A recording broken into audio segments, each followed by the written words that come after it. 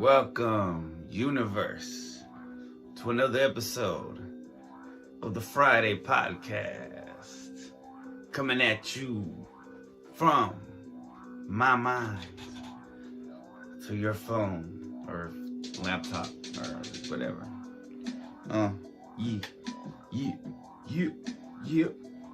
This is 74.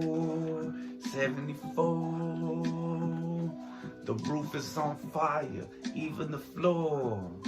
All you haters are sore, just mad cause you ain't got awards. And I don't need those either. I got that ether every time I flow. Shout out to all the haters and the hoes, and all the pros, and all the bros, and all of the women, and all of the children, and all of the angels, cause I'm looking at every angle.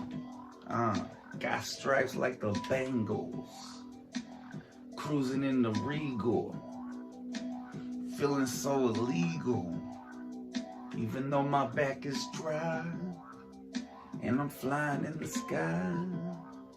Man, I'm feeling so high. Man, I'm feeling so gravy that I'm cruising through lately. On my own or with my crew, feeling true. What it do? Straight from Texas, home of the reckless, home of the motherfucking chin checkers. You don't ever disrespect us. But shout out to the whole United States. Feeling great, feeling great.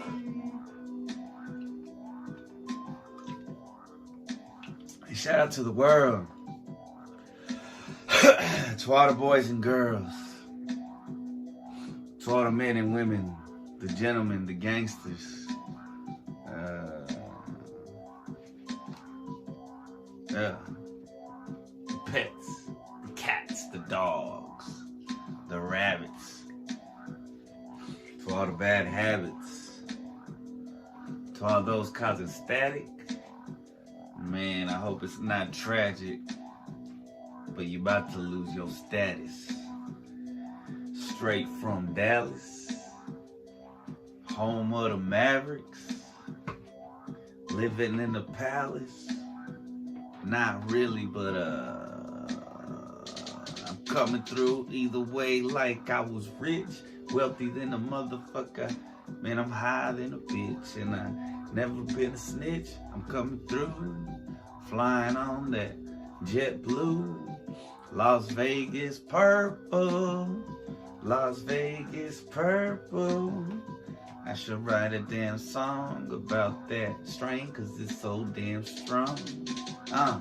If I ever been wrong, prove it. I'm coming through. What you gonna do, kid? What you gonna do, kid? And I ain't talking about kids, I'm talking about grown men who be acting like children. And until then, I'm steady holding up, ready for the fucking hold up, pull up, roll up, so tough, but you can't come through on your own. So you steady hiding in your home. You can't come for the throne. King Kane, what it do? Is he back? No, not really, but I think he's kinda coming through. Chris Chaos, just a newbie, Little X, what y'all doing? Why I got so many names? Cause I just can't pick one. That didn't rhyme at all. But I kind of freestyled for a good little while.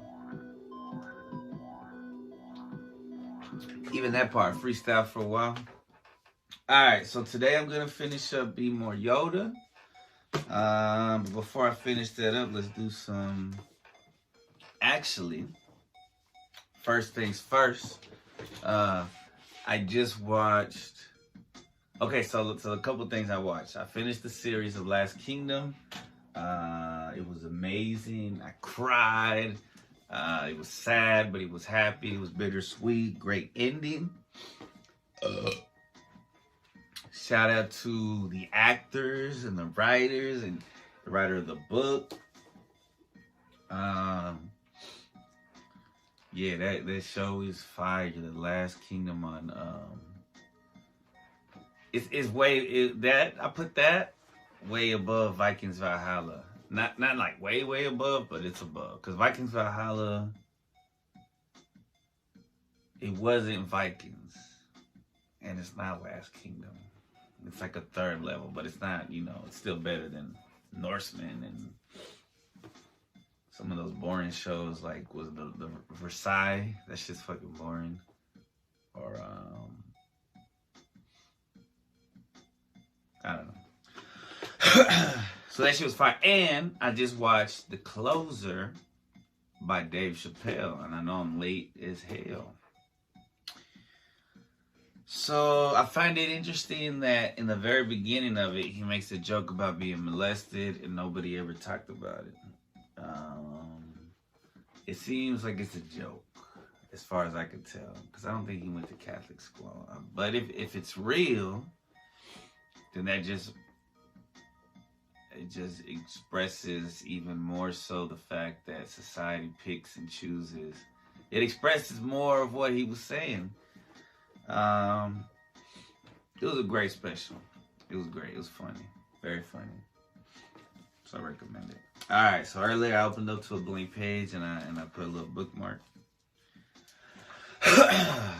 Do you sleep? This is question 2266. Do you sleep on your back? I need a pen. Stomach or side? So I fall asleep on my back, and then I usually wake up on my side. Or sometimes I fall asleep on my side. But sometimes I lay down on my stomach, but I usually can't fall asleep that way. I feel claustrophobic. What is your favorite magazine cover of all time? Oh, interesting. A magazine cover? Oh, I gotta think about that one. Maybe, I guess it was, so back in the height of the Dr. Dre, Eminem, 50 Cent, back when they were like new and popping, that little unit, I think they had a cover on, I don't know, because Eminem had beef on XXL and then he had beef with The Source. So I think after The Source beef started, then he started kicking it with, I don't know. So probably one of those. Other than that, it's gotta be like an Anya Taylor. I saw a recent one.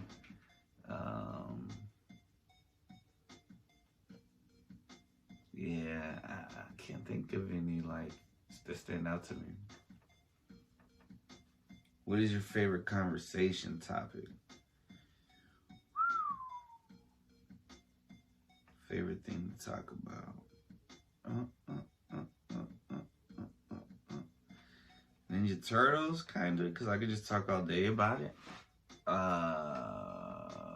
Movies, Marvel movies. Shit that I like.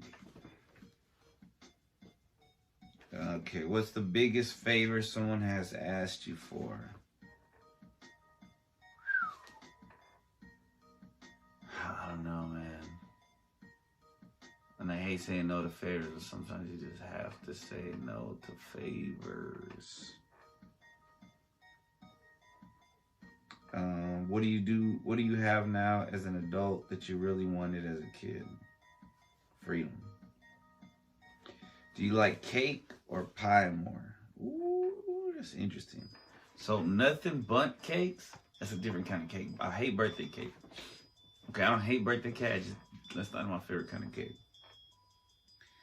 But pie?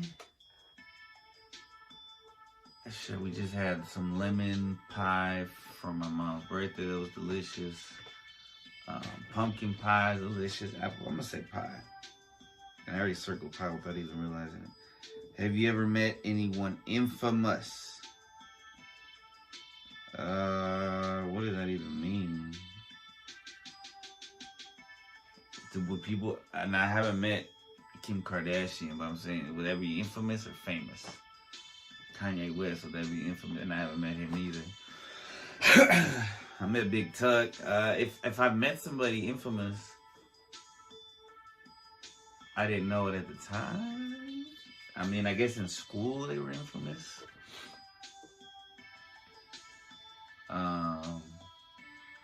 Maybe I had some family members that in some parts of the hood were infamous. Have you ever quit your job? Why? If so, why? Yeah, Levine's. I ended up quitting, which is interesting because I've been editing old videos, and I used to talk about Levine's a lot, especially like I think it was number 6. I ended up quitting Levine's because my friend Dino, aka Salios, I got on a couple tracks on my music YouTube page. I used to shout out to the SoundCloud, shout out to the YouTube page. I only got 9 subscribers. Come on, y'all, move over to that page too. You know what I'm saying? Show a little love. It's a little different. But a lot of these beats, I got flows, I got songs to them. Some of them I don't. Like this one, I don't yet.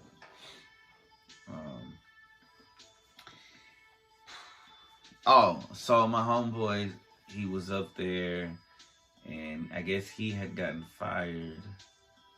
But he would go up there and chill. I don't know if he had got fired or if he quit. And sometimes he would buy stuff and sometimes he wouldn't. And so this old dude who was managing the place at the time, Mr. Mitchell, I think, he was old. And his mom, who was older, would go up there and visit him and they would talk. And then so like, he was like kicking old dude out. And I was like, oh, that's fucked up. And I was like, you know what? Well, they told me like to take a leave of absence. And I don't think they were going to fire me, but I ended up putting my 2 weeks just in case. So yeah, that's when I quit Funasia. And I worked at Fun Asia. No, I quit Hollywood too. I quit Hollywood because it was becoming imminent to me that it was real, that my son was gonna be, it was hitting me like his mom had got I was looking at, I thought I might have it. We got it somewhere. What's that shit called? Sonogram, right? And so once I saw the sonogram, I was like, oh, I need a better job. And so then I went to go work at UPS. Shout out to UPS. But I could not, I couldn't hack it. I couldn't make it. So what I'm doing right now is I'm spraying the top of it just in case. Because, I always heard, my dad used to tell me that there's like rats in the factories and they piss on them and shit. Which is pretty crazy, but it sounds legit. So I quit Hollywood too.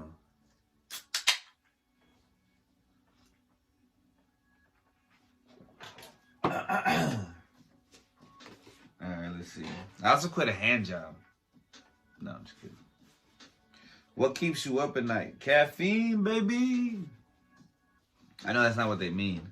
Nothing really keeps me up at night except for caffeine. What do I think about? I think about cringe. I binge on the cringe. I like that. I binge on the cringe at night. Let me write that down. Binge on the... Who knows if I'll ever find this page again, but maybe when I'm editing this, I can make this a clip or something. Binge on the cringe at night. It keeps me up sometimes. If you were designing a haunted house, what is the main scary thing you would have? Ooh, I would have the IRS, CIA, FBI,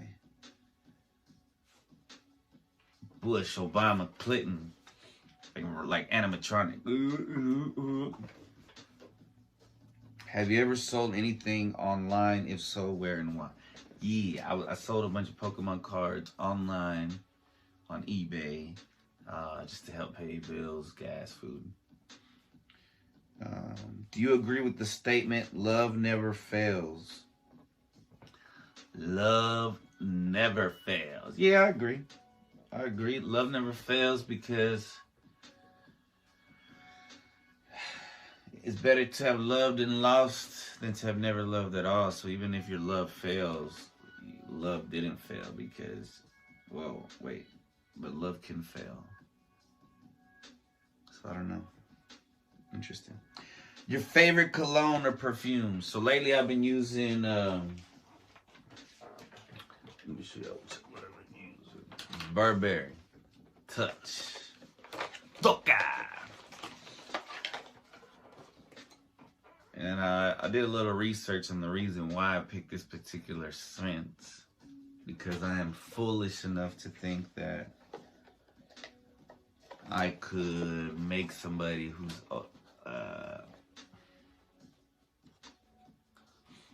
never mind.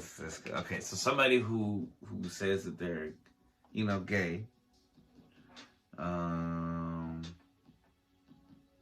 in my mind, I'm like, yo, maybe they're just bi because of something I saw online. Never mind. Shouldn't even talk about it. But anyway, it says the reason so I got this one because when I was like trying to talk to this chick who's might be bi, it said that it had like it was masculine but not too strong, so it's kind of like a little bit like almost a woman could. Yeah. So I got this shit was expensive too. Still, but it's for men. It says for men. So yeah. I mean, it's pretty. It's all right. It's cool. I've gotten some compliments. But I think this one dude, I think it might be confused as a perfume sometimes. So that kind of sucks. So I don't know if I would recommend it. But I like it. It's all right. Jeez, I forgot what I was talking about. All right. Finish this page up. 2 more questions. How many times have you fallen in love? Ooh. All right. So I'm a sucker for love. Love fails sometimes. Real love never fails. Okay, I'm talking about family love, God love. But love fucking fails. So anyway, let's see. I had puppy love at a young age, but real love was probably like my first. Then one of my exes. And then I was kind of in love with this person that I worked with that did not feel the same. But it's all good. So I guess three times about approximately, maybe 3.5 times. Did I fall in love with anybody else? Not really. Do you think people with freckles are attractive? Yeah, there's I mean, shit, I got acne, so I think girls with acne, there's hot girls that have acne and there's hot people that have freckles. I mean, so that doesn't, it's just texture. It just adds to the beauty of the, because I mean, it wouldn't be, sometimes that's boring if it's perfect, right? Okay, let's do this. Finish this Be More Yoda book, and then we'll take a quick break, and we'll come back and do some segments. I think we can finish it today. So let's see. I'm assuming they already read these in the front that I highlighted and stuff. Yeah, because I'm pretty sure. Okay. So be wary of absolutes. Beware of misplaced certainty. It's easy to assume some things are unquestionably true. For instance, that the Jedi harbor evil intentions, or that sand is coarse, irritating, and worthy of burning hatred. But only a Sith believes in absolutes. Don't turn against your friends, mentors, and everything you've ever believed in for easy answers to vexing questions. Especially when they come from a hooded fiend who solves all his problems by shooting lightning from his fingers. Anything's possible, Padme. Listen to me. Interesting. Okay. And this is on a chapter, what's the chapter? Overcoming Obstacles. So, the last one on this chapter, don't be too hard on yourself. Regret can be as deep as a Sarlacc's pit. I don't know what that is. However, if your apprentice has turned against you and wiped out the whole Jedi Order, you might reasonably think he could have had a better teacher. That said, obsessing about what could have been will get you nowhere. How you act now, in the present, a gift, will have a far greater effect on the course of events. And never give up hope. You may yet have a ghostly reunion with that wayward apprentice at a rousing Ewok party. Obi-Wan Kenobi, he's getting a new show. But this is the old version of him. Says, many of the truths we cling to depend greatly on our own point of view. All right, one more part to read, and then I think this book is complete for the podcast. Finding Mindful Moments. No, I already read that one. So, yeah. We're done. I think we're done. I think I read the first couple pages. Because I drew on them, but I didn't fold them. Focus your thoughts. Yeah, there's two. There's only two of them that I...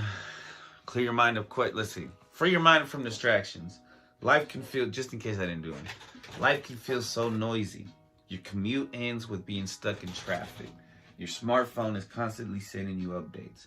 Your dinner is interrupted by an X-Wing crashing into your backyard swamp. Poor Yoda. Find a peaceful spot, a park bench, a quiet corner of your starship, or a meditation room in your hideaway mud hut. Close your eyes.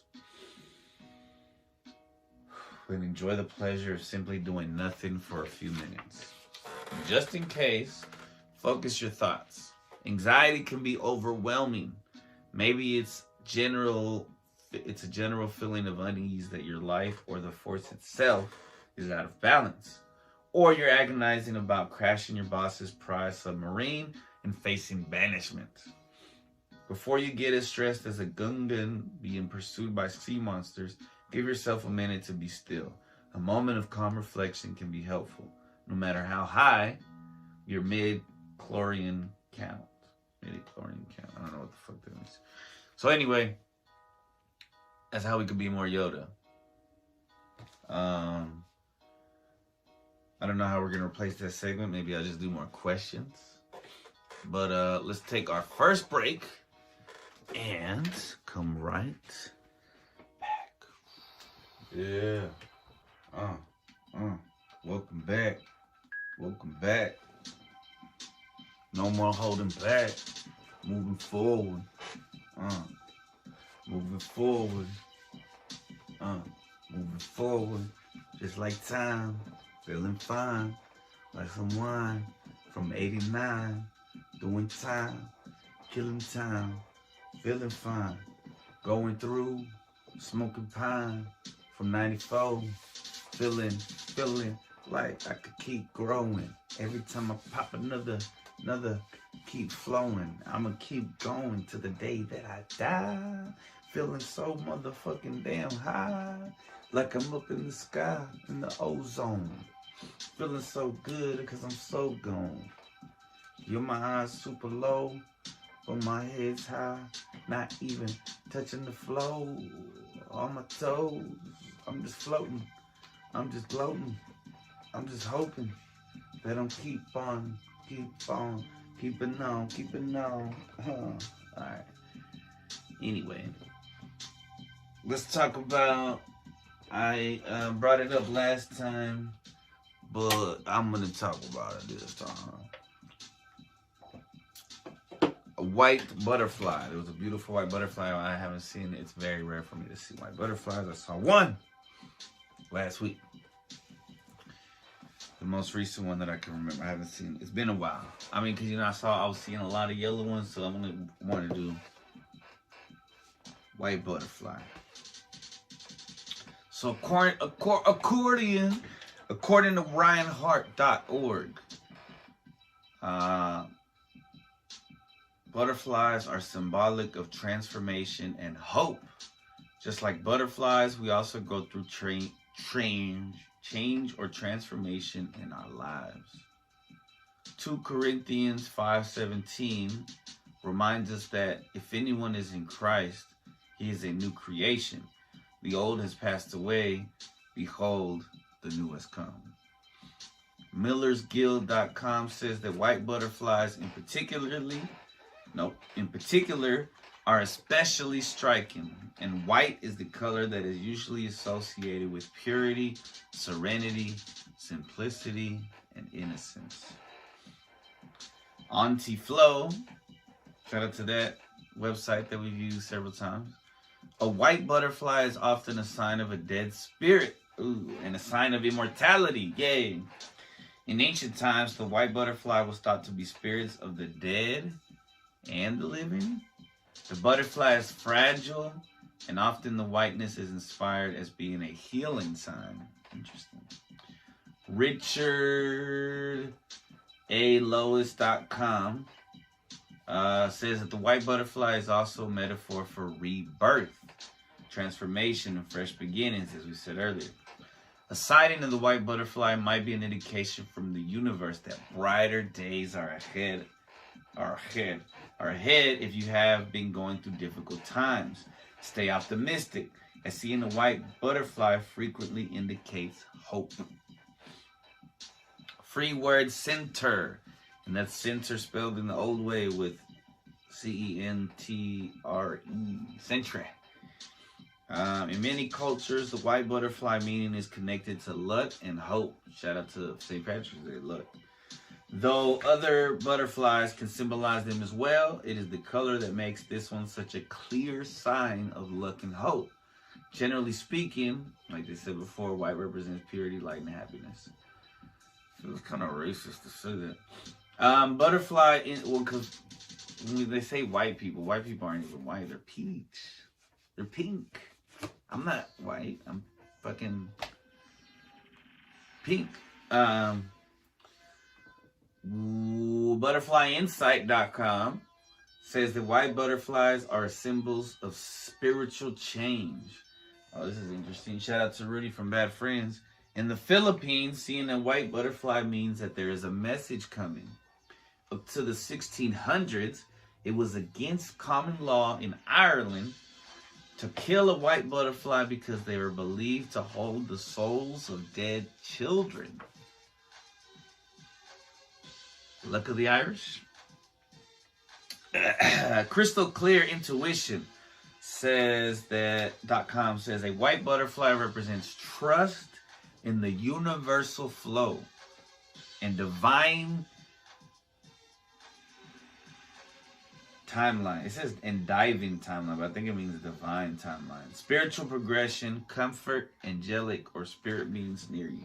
It also means that success is flowing in your energetic vortex, giving you, it looked like I just touched the titty, giving you a higher manifesting potential. These angelic creatures follow sources of light and energetic currents all around them. YourTango.com says that white butterflies are symbols of peace, purity, success, abundance, transformation, new beginnings, intuition, spiritual growth. Alright, so I thought this was interesting.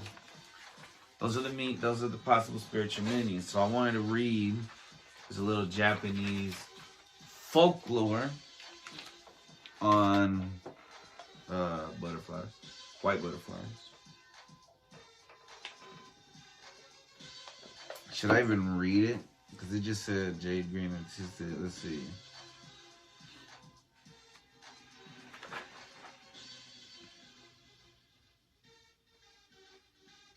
I don't know. Because it says something else. I don't see white butterfly. Okay, I see it, little white butterfly. Okay, fuck it, I'm gonna read it. But we need to change the music up for this one. Nope.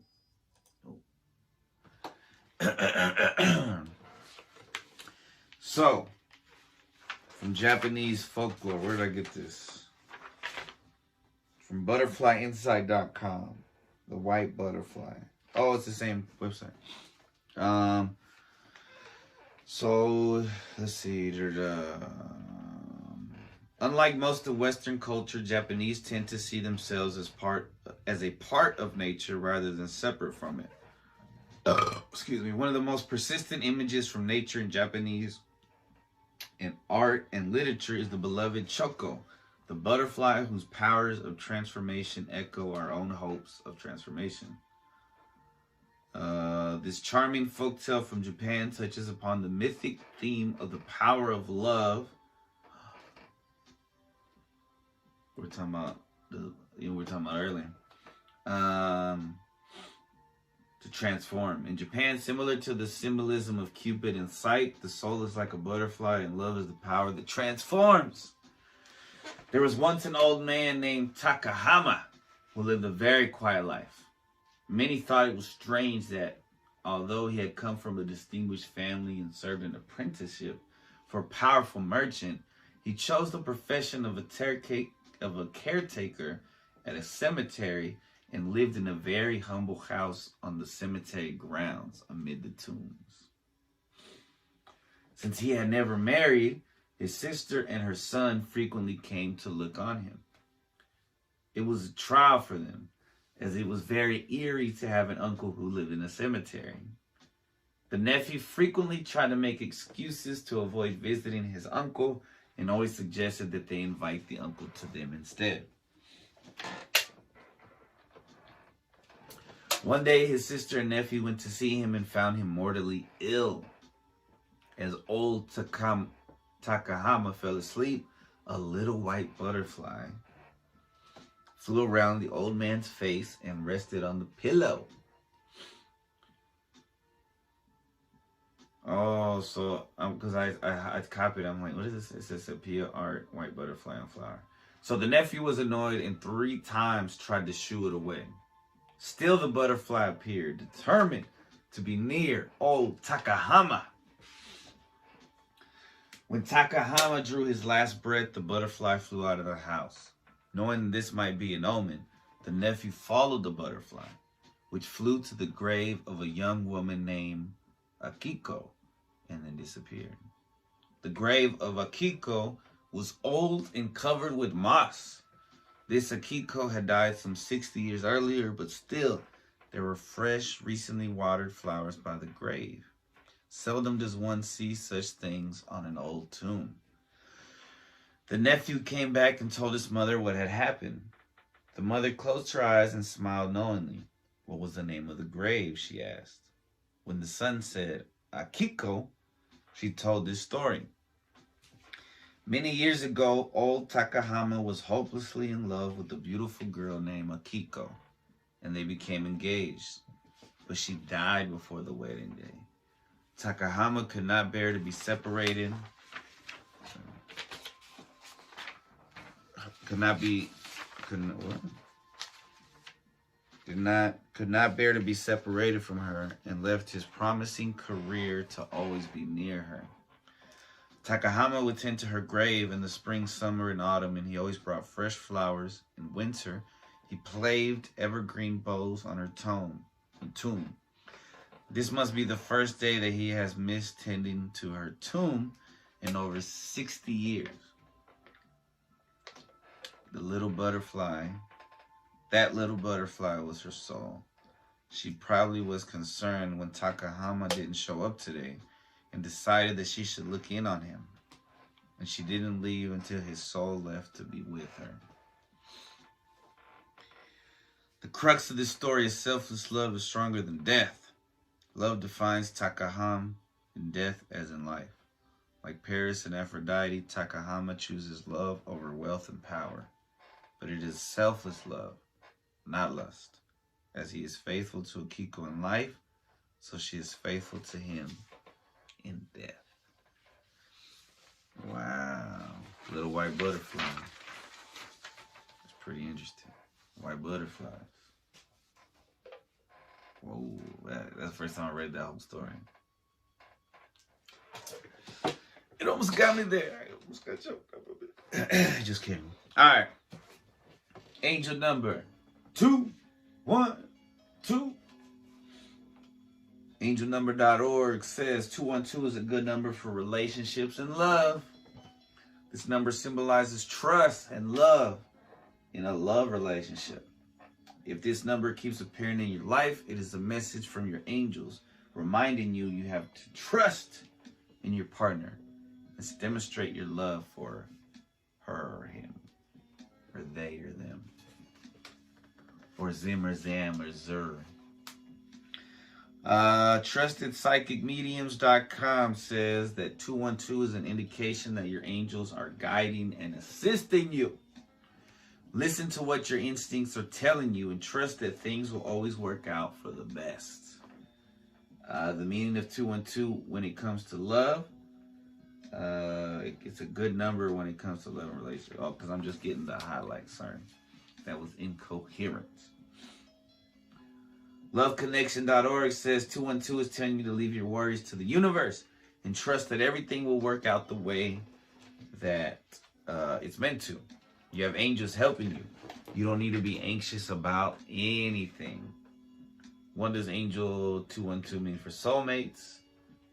Have you ever thought about someone for a long time and wonder why it hasn't happened? See, and that's just continuation of things I haven't read.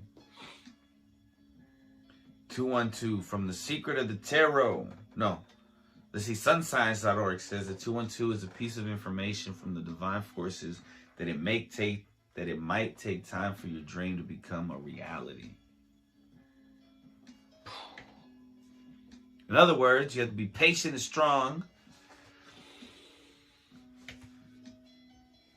because that is the only way to live your dream life. Notably, you need to dwell on strengths and take control of your emotions. Fuck yeah. I like that one.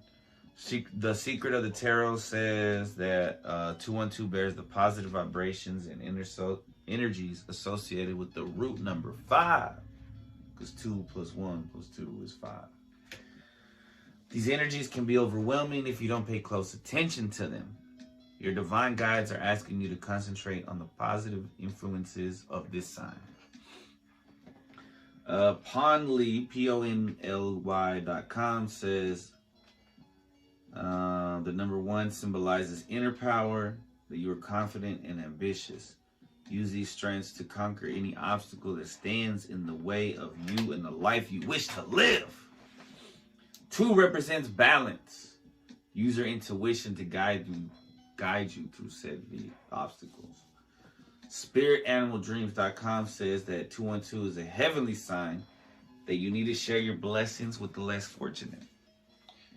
The angels want you to know this is the easiest way of ensuring your own growth and increase. Interesting. If you keep encountering 212, the angels want you to know you have divine help. MindYourBodySoul.com says that 212 is a suggestion to pay more attention to your lover and other relations.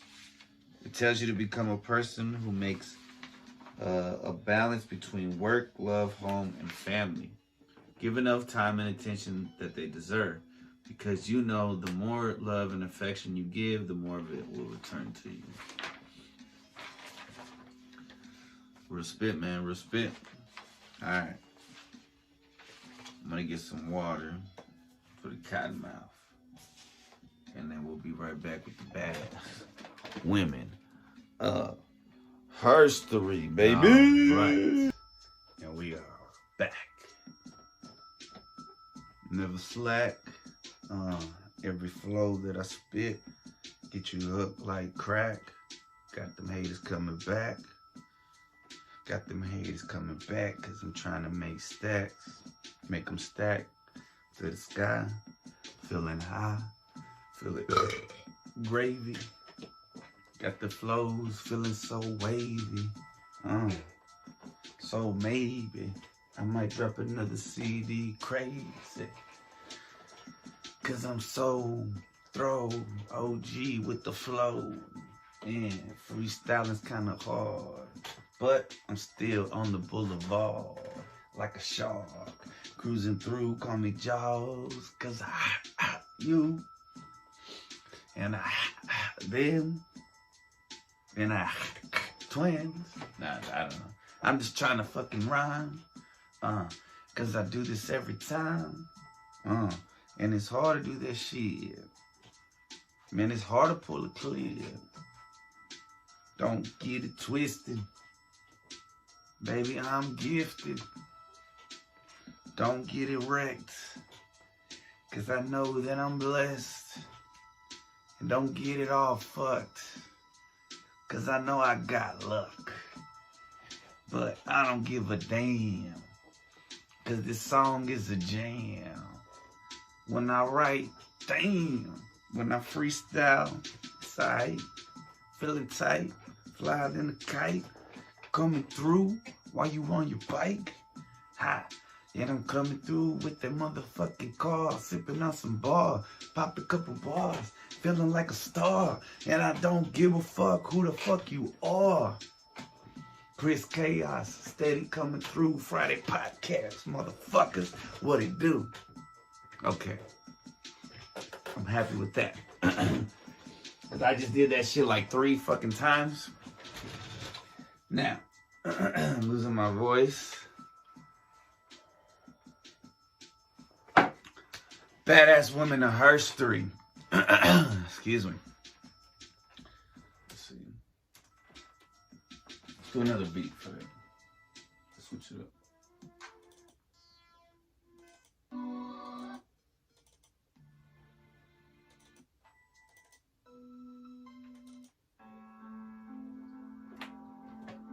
Alright, so this is a true American hero. Badass women of history. Sybil Ludington, born April 5th, 1761. Died February 26th, 1839. Was a heroine of the American Revolutionary War. On April 26th, 1777, the 16-year-old daughter of a colonel in the colonial militia, Henry Ludington, made an all-night horseback ride to alert militia forces in the neighboring towns of what is today's Putnam County, New York, of the burning of Danbury, Connecticut by British forces.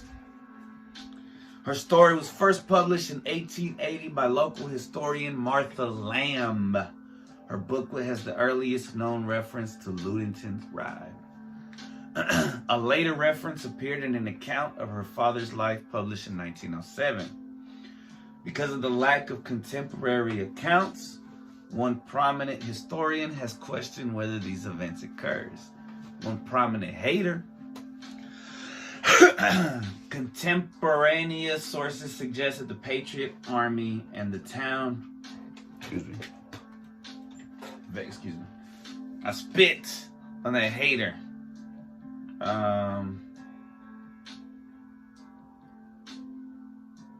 And the town of Danbury, Connecticut were already aware of the approaching British troops, supposedly as noted in the New York Gazette and the Weekly Mercury, May 19, 1777, which stated, on Saturday the 26th of April, express came to Danbury from Brigadier General Sillyman, advising that a large body of enemy had landed the day before at sunset at Compo, a point of land between Fairfield and Norwalk, and were marching toward Danbury. Measures were immediately taken. Ludington has been widely celebrated since around 1900. Memorial statues honor her, and books have been written about her. She was honored on a United States bicentennial postage stamp that was released on March 25th, 1975, which depicts her on a horse. Her early years. She was born in what was then known as Fredericksburg, New York, in what was then Southern Dutchess County, a hamlet which is now called Ludingtonville, in today's Northern Putnam County, town of Kent. She was the first of 12 kids of first cousins Abigail Knowles and Henry Ludington, a prominent local figure and grist mill owner. So, her ride. According to the story told later, on April 26, 1777, Sybil Ludington rode her horse 40 miles through the night in Putnam County, New York, to warn approximately 400 militiamen under her father's command that British troops were planning to raid Danbury, where the Continental Army had a supply depot. Ludington was said to have warned people asleep in their homes by banging on their shutters with a stick and yelling, "The British are burning Danbury." Man, that's way better than the British are coming. The British are burning Danbury. Sybil's father had fought in the French and Indian War and volunteered. Okay, that's one war.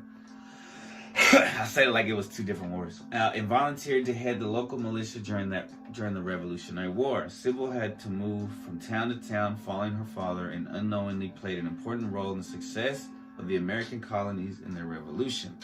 During the raid, the supplies of the Continental Army were burned, although casualties were low on both sides, thanks in part to the actions of Ludington.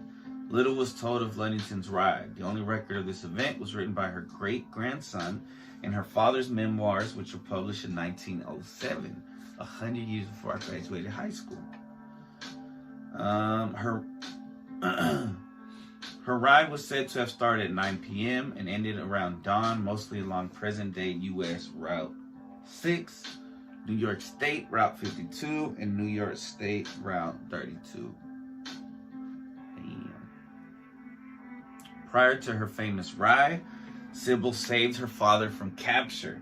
A loyalist named Ichabod Prosser and 50 other loyalists tried to capture her father, but Sybil lit candles around the house and organized her siblings to march in front of the windows in military fashion to give the loyalists the impression that troops were guarding the house.